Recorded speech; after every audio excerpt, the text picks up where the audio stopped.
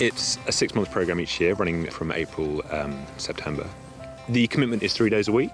I want to make sure we visit interesting sites where we can discover new things, but packing in stuff which makes the trainees really employable in a whole range of protected species work, but also a more kind of traditional field ecology, if you like, botany, that kind of stuff.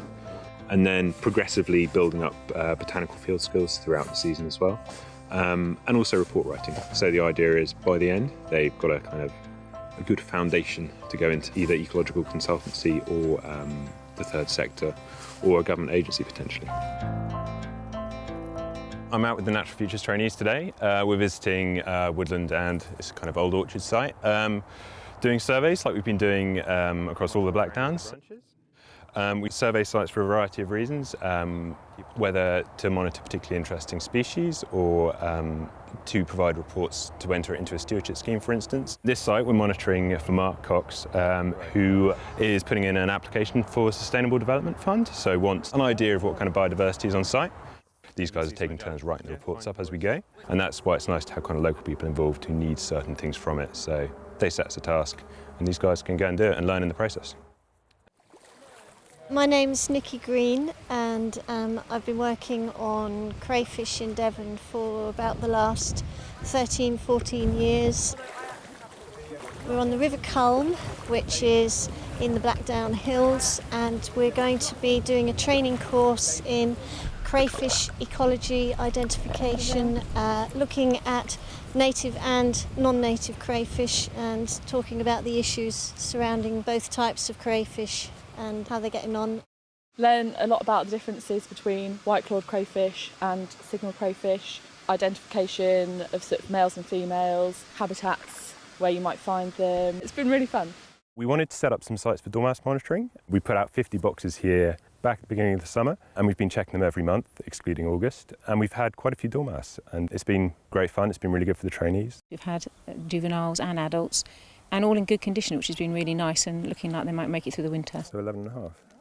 That's a decent weight. We've just had a really exciting find. We found a black dormouse, which is very rare. As far as I know, this is the first time this little guy has been seen in the UK, which is extraordinary. I mean, it's just amazing. I can't believe it, to be honest. So there we go, a black dormouse.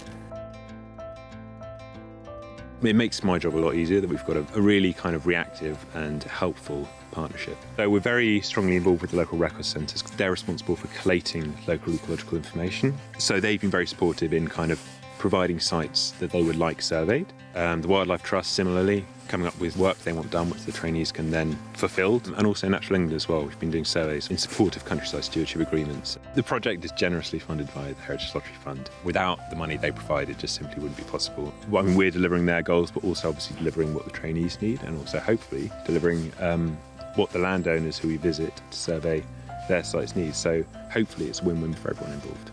It's just been a great experience for me, really.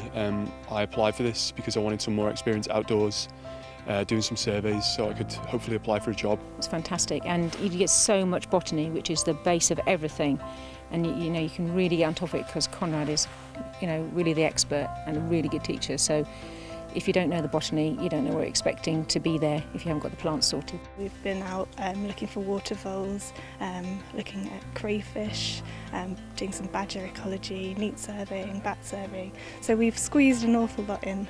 They've been really good working with them, not just kind of providing stuff for them. They've given me a lot of feedback on what they want. And I'm really impressed, I have to say, with how they've kind of taken on board what we've learned. They're really kind of sucking up like sponges, and they're really good. I feel like they're becoming very good field ecologists. I think that when the project was developed by the AONB, it was acknowledged that there was a real need, a skills gap essentially, in the market for well-trained ecologists. These days, if people want to get anywhere without experience, and schemes like this, it supports people and it gives them really high quality training and gives them a load of things that they can put on their CV to go to a future employer and show that not only that they've got experience, but also they've got passion and they're prepared to commit to volunteering and helping their local environment. We're in the second year of the project now. We feel it was a real success because the guys last year went into jobs when they finished, which for us is really the goal. These guys, they've got interviews lined up, so we've got 1 more year left, 3 more trainees, and we're hoping we'll be able to kind of give some more people who want to get into ecology a start in the industry, really.